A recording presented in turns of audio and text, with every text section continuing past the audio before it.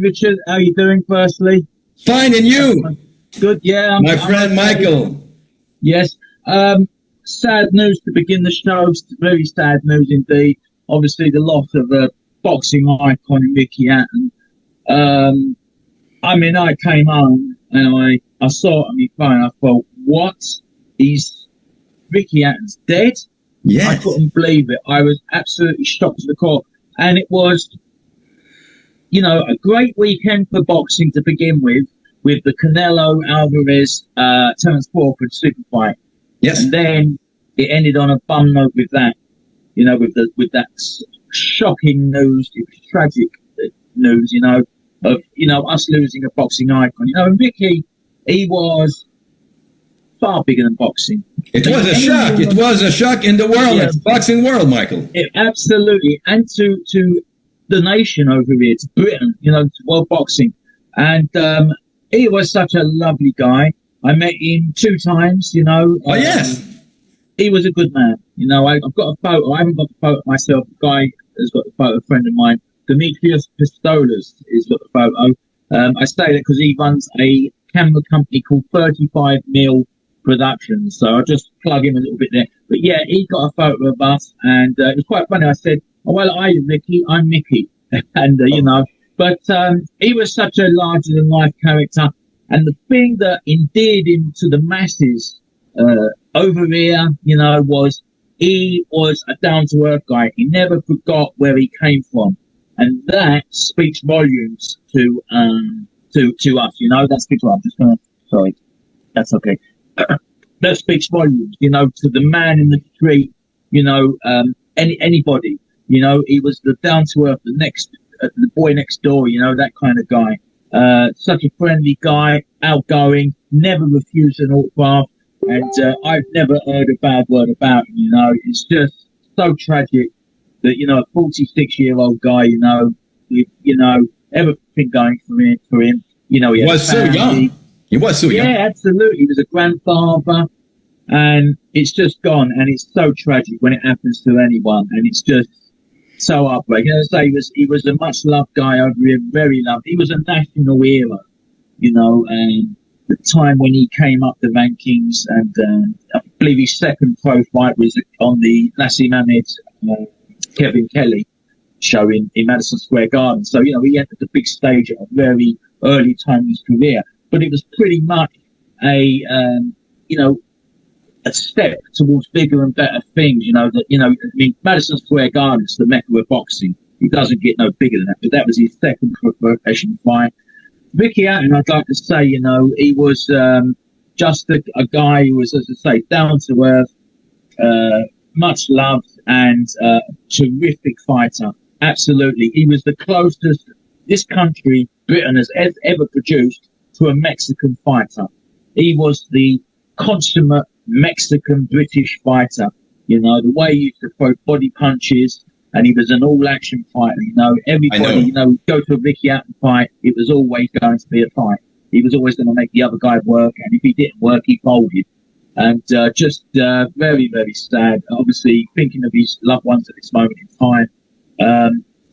Ricky, they say, God made whatever in the seventh day, or the seventh day, the saying is in Manchester, where Ricky's from, God made Manchester in the seventh. God made man, and then he made Manchester. Then after that, I'd like to say he made Ricky Hatton, because Ricky Hatton was bigger than boxing. He was much, much more important than boxing.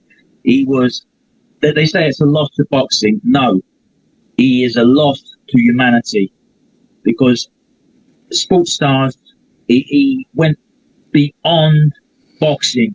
He helped young kids. He did a lot for charity. Oh, yes. He was an absolute, just not a champion boxer. He was a champion human being.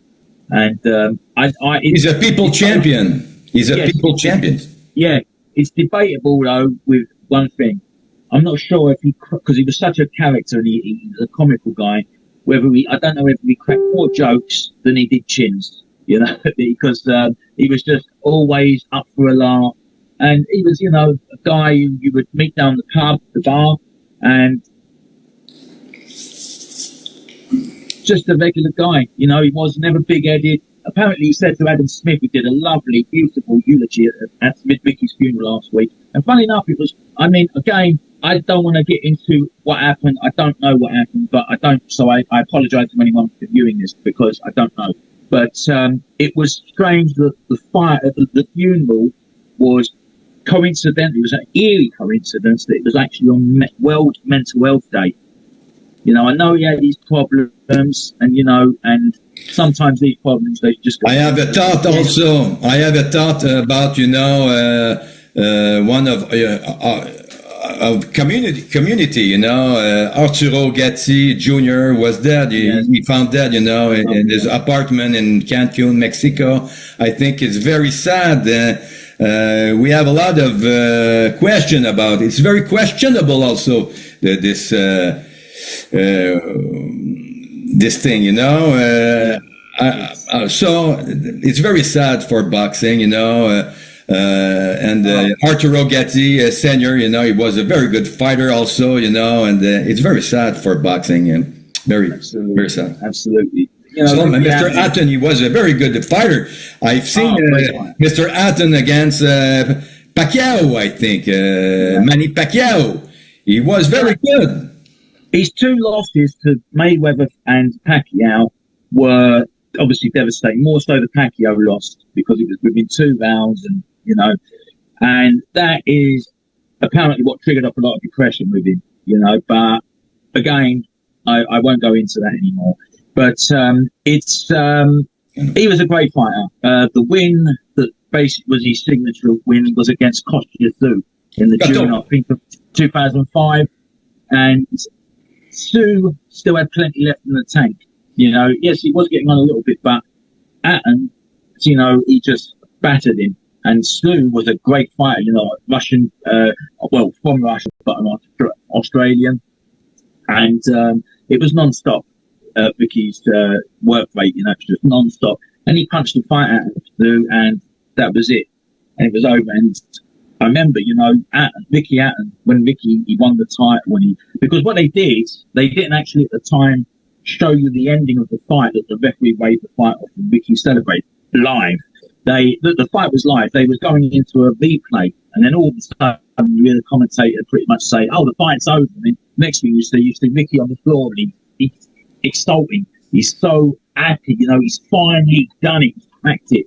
He's become the world champion, But, very sad, as I say, but a terrific fighter, and may God rest his soul. He's going to be missed, as I say, Absolutely. a champion of life, Yes. And that's what being a man is all about. A good man is a champion of life. He extends beyond boxing. Just amazing. And rest in peace, Vicky. Wow. Yes. I would say one thing. His signature tune was Blue Moon. Well, now he's in a better place. That moon above is shining brighter. Yes, absolutely, Michael. So, we've seen a fight. It was Crawford against Canelo. It was a shock for me. I didn't think Crawford had a chance to win against Canelo, but he's terrific. He's very nice, with I think 3 weight classes, and take Canelo like that. It's amazing, He's very good, Crawford. Very good technique, and I don't know if we're gonna see, a second fight between Canelo and Crawford. Michael, what do you think about it? Well, as far as I'm concerned, from what I saw of the fight, it's quite funny. I was sort of like meaning to watch the fight, but I fell asleep on my sofa. And all of a sudden, I was, well, you know what you read on Facebook, whatever, the fight will start British time at 5 a.m. So I woke at about 6 a.m. and I was on my sofa. Thought, the fight's done and dusted. I thought I'll be looking at it on Facebook, the result will be there. So I'll quickly just check on. So I put the telly on and, tuned into that where it was on. So I understand old when I say tuned in. But yeah, I watched and I thought, hey, hold on, they're both in the dressing room. So the fight's just about to happen. So I missed the fight. So yeah, great. I watched it live, and for me, I picked Crawford going in. But I didn't think he was going to do it that easy. That was what surprised me. I thought it was going to be, he was going to do enough to win the fight by 3 rounds. But for me, he won 8 of those 12 rounds. You know, he well won the fight. And he made Canelo look ordinary. And Canelo, nobody can say, oh, Canelo, you know, he's getting on a little bit now. No, it was just because it wasn't how bad Canelo performed. It was just how good Crawford was on the night. Now, a fight like that, because it was, without a shadow of a doubt, what the Americans call a paint job. He won the fight easily. And in actual fact, from the top of my head, I can't think of such a eagerly anticipated fight, scorecard-wise, that goes a distance, that was pretty much clear-cut. It was a clear-cut decision. Obviously, Tyson thinks that ended in 1 round, you know, but this was like a fight that went a distance. But I don't know. I mean, would a second fight, would it be produce as much anticipation? I don't know. I don't think it will be, because I believe that Crawford has the book on Canelo. He knows exactly what to do with him and how to beat him. And I'm surprised. I mean, if someone had said to me years ago, like, say, several years ago, Terence Crawford would be super middleweight champion of the belt, I would have laughed. I would have thought, what? But he got in, he made the weight, and he adjusted nicely to it. I mean, you know, he got caught a few times. He took a punch, you know, he can take a fully fledged shot at the middle. And he also, you know, he sort of like sent Canelo's head spinning. So he's got the power also there. So, you know, he ticked a lot of boxes for me. And I believe Crawford, should he continue, I'd like to see him retire, really, because I think that's the ultimate in that fight, to just wait goodbye. He's had a stellar career, a great fighter. But would a second fight sell so well? Yes, it probably would, but I don't think the anticipation will be there so much. You know, I mean, I think the revenge angle will be there more so, and there'll be Mexicans tuning in saying, "Hey, we want our guy to win." But I believe Crawford, as he's not pugilistically. Yes, Crawford, a very good fighter, Michael, and I think it would be very profitable, this fight, you know, because I've seen Eddie Hearn said, you know, Ennis, it will be a very good fight. It would be a very good fight against Crawford, but I think it will be less profitable, you know, than Canelo, the fight number 2. I think, for myself. I think yes, Eddie Hearn wants to sell, you know, his boxers, you know, as well, but I think Canelo, it will be a big event against Crawford, the number 2, Michael. I think personally, and but I don't know if he's ready for retirement, Canelo Alvarez. I think he talked about it, but I don't know. What do you think about it? You know where I'd like to see the return? In Mexico. Oh yes, that's where it would make the money. That's where it would, you know, bring a lot of revenue, and I believe a lot more interest, because the Mexicans will queue at the gate. If it was announced for next week, they'll be queuing now.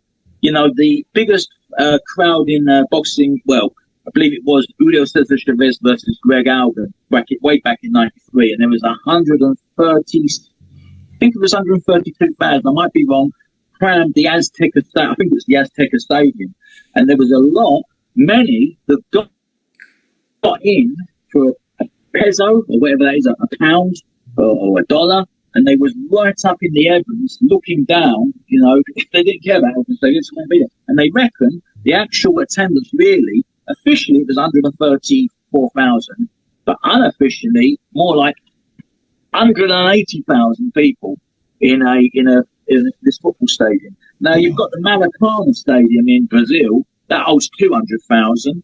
So maybe we should take it to Brazil, the second fight, the Maracana. It's got the South American backing because it's in Brazil, and the attendance would be amazing. And, you know, that would be just a fight, I believe, that would sell. Maybe not generate as much interest, because, to me, it's done and dusted fiscally. Yeah, I agree with you, Michael. I think it makes sense. It makes sense, yes. In Mexico, this fight, I think it will be we will make a lot of interest about this fight. The number 2. I think it's a good idea. You're a genius. You're a genius to think about it. I'm not so sure about that, but if you're watching Eddie Earn, I want to cut for this. But it's just a fight that, as I say, I mean, in America, I don't think it would be such a big sell. But in a neutral country, because Mexico, they've got the Azteca. That's 136,000, say, maybe 180,000, but I don't know. That's a push, but a squeeze. But the Maracana in Brazil, which is still there, 200,000 people. Now that would be a neutral fight. I mean, because you've had basically Canelo could argue, I was in his backyard last time. But then maybe Mr. Terence Crawford will have a bit of a qualm about going to Mexico, because in Mexico sometimes, like they used to say about in Italy, you have to get a knockout to get a draw.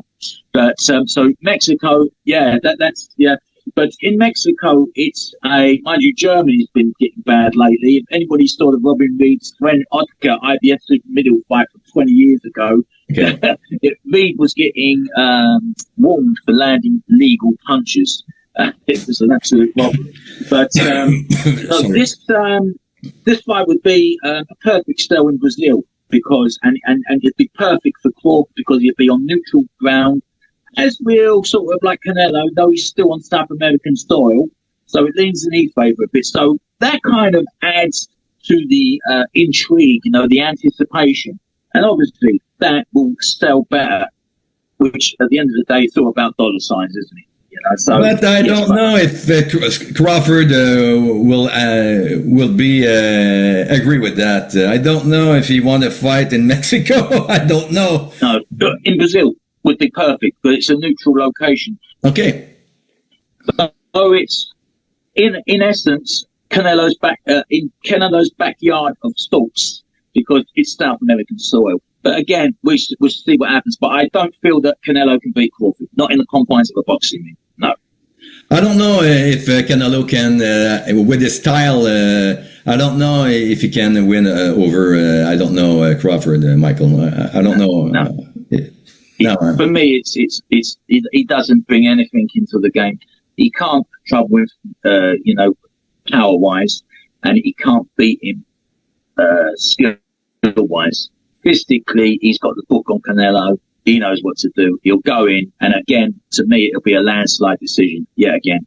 There was no surprise. Crawford moved a lot, in the ring, and the same thing with Bivol. Bivol was, I think, the same kind of boxer. He moved a lot in the ring, and it's very difficult, to fight with those kind of boxer. I think, Michael, personally. Yeah, absolutely. But I can't. That's why they make a ring. That's what it's there for the boxer to move around. I mean, in the in this. Fight, if it does happen, the second fight, I just can't see it going Canelo's way. I just see Crawford winning, barring Bobby, of course. It's remember me a fight. The second fight, Ruiz against Anthony Joshua, Michael. Yes. Joshua was, I think it was at Riyadh this fight. And yes. He moved around the ring always in this fight, a very good technique, to win this fight. I think he was very good, Anthony Joshua, in this fight, and he regained, the title. He was very... Yeah, I mean, the thing is, if he's corner, I think it was at Madison Square Garden, the first fight. Yes. If he's corner after he got put on the deck quite early and he was troubled, they should have turned around and said to him, "Look, Anthony, you've got to start boxing this guy. The guy can hit. He's got your measured chin wise. He can hurt you. He's got you over. Start boxing." And that's what he should have done from that after that round. And if he had done that, he probably would have nicked a decision out there, and there would have been no need for a rematch. But it didn't happen. But anyhow, but hats off to Joshua. He came away from that loss, and he obviously watched the tape of the fight, and he employed a different style, a different technique. And that was a basic, just to move, hit and move, to box, use that ring, kick away. Because yes, use that ring, yes. You can't make a chin no better. If a guy has got your measure chin-wise, it's game over. Yes. So you've got to, the only way to go into that fight is to box and move out the way and keep away from a guy like that. And that's exactly what he did. And, he made necessary adjustments in time to do that, and he produced. The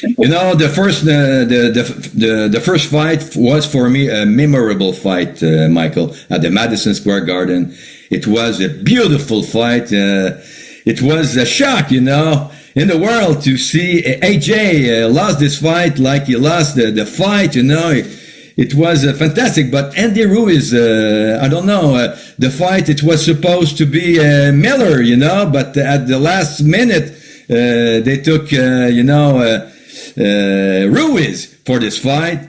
What a fight. What a fight. No, absolutely. And your guy, the guy you watch, you mentioned before, Makhmudov, the Russian, he won the weekend against Dave Allen. Did you watch that fight? Yeah, yes, I watched that fight. Too friendly guy. In the ring. It was a very touching fight. After the fight, they was together. And I think it was a very touching moment. This fight. Sorry, I have a problem here. Okay. So it was a very touching end, this fight. I think Makhmudov was a very good fighter in this fight. But Allen, what a fighter. What a great chin, this fighter. Wow, in this fight. But, at the end, I think I didn't like it, but I like Eddie Hearn personally, But Eddie Hearn said he was good, Makhmudov, but he needs a lot of training to be in the international level, I think it was a little bit, I didn't like it, because I think in the heavyweight, no boxers are beautiful in the ring, because everybody in the heavyweights are a little bit slow, the power is the master of the game, and that's it for me. But Eddie Hearn said that, about Makhmudov. I think it was a cheap, cheap comment, I think. But I respect this gentleman, I respect Eddie Hearn. But Makhmudov was very good, in this fight. He deserved to win this fight. Allen, what a gentleman, this guy. What a gentleman. Oh, yes, definitely a good little fight. He's a tough guy, and he's an honest guy. He gave an honest assessment after the fight. He admitted he wasn't quite never going to be quite world level, but he's what we class as a gatekeeper. Like we've still got Derek Chisora, and he's a lot like that. I hate to say it, but he's basically a trial for other guys coming up who are entering world level, and obviously we've got Moses Ituama. That would be a good fight in the future. What's your general feeling of Moses Ituama, and who would you like to see him fight next in December? Because that's been moved to December, his next fight, Ituama. With whom, Michael? With Moses Ituama. Makhmudov? Who would you like to see him fight next? Makhmudov? Yeah, that'd be I think Michael. You already know. I think Jared Anderson would be a very nice fight at the Madison Square Garden. As I told you a few years ago, I think it will be a very great fight to see Jarrell Miller, and Agzangbek Makhmudov in the Madison Square Garden. I think it will be a war there, I think, but I don't know if it's going to happen, honestly, because we don't see at this moment Jarrell Anderson. I don't know what he's doing, but we have no news about this gentleman. Right? We have this Fabio Wardley fight coming up now. It's a interim championship fight. Fabio Wardley, the WBA interim champ, from down the road from me, from the long left hook, down the road from me. He's from Ipswich. I'm in Colchester. Undisputed, this gentleman. Fabio Wardley is undisputed.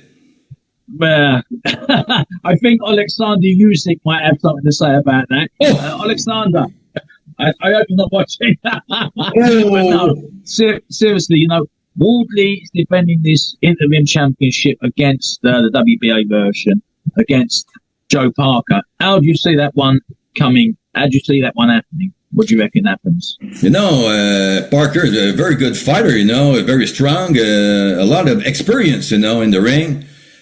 Fabio Wardley, he's good.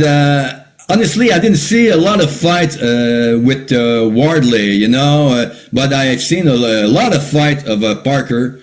He's a dangerous fighter, and he's unpredictable also, No problem. The other day I was at the London Boxing Memorabilia Fair. Yes. Yeah, and it was an excellent fair. It was well attended as always, and we had the pleasure and the honour of having the world welterweight champion back from 1975 to 1976, undisputed, John H. Stracey. And what a terrific fellow he is. He was signing autographs, having photographs taken. Such a nice guy, but it was a great fair. The next one is on next year. That's the only downside of the fair. It's only on once a year, and that's if you get a pen and paper ready, boxing collectors from England and maybe from Canada, wherever you're watching. If you want to come to England, to London, the next fair is October the 3rd, 2026. So come down and meet some great personalities in the sport, and I promise, if you talk to me, I won't bore you too much. Wow, it's a very good announcement, Michael. I think... absolutely. Kimberly... Yeah. I think Kimberly a lot of people in Canada would like to go there, to see your event, in October, next October, yes. Yeah. The organisers, Kimberly Taylor and Chaz Taylor, they put on a splendid fair every year, and it's thanks to them. It began in 1998, and it's thanks to them that this is going. I mean, one year, believe it or not, people were paying good money to see these two guys in a ring, let alone a room. But they had Nigel Benn and Steve Collins taking stalls there in the same show, the same fair, which is amazing. But as I say, this year, as we did have last year, the last 2 years consecutive, we've had John H. Stracey, and he beat the legendary Jose Napoles way back in Mexico in December 75. So we're coming up to the 50th anniversary. And maybe we could do a little sort of like show about that, because I'm sure John H. Stracey, John will be watching back home with his wife Kathy, and lovely lady she is, and they're a lovely couple. And, he'd like to sort of see something, because your artistic input is very valuable. Well, thank you, Michael. Thank you very much, Michael, for the show. It's always a pleasure, to work with you. Yeah, absolutely. Likewise, your passion is just amazing. It's absolutely amazing. Thank you too, my friend. Richard. Thank you. See you. Thank you. Bye bye. Thank you. Bye bye. Bye bye.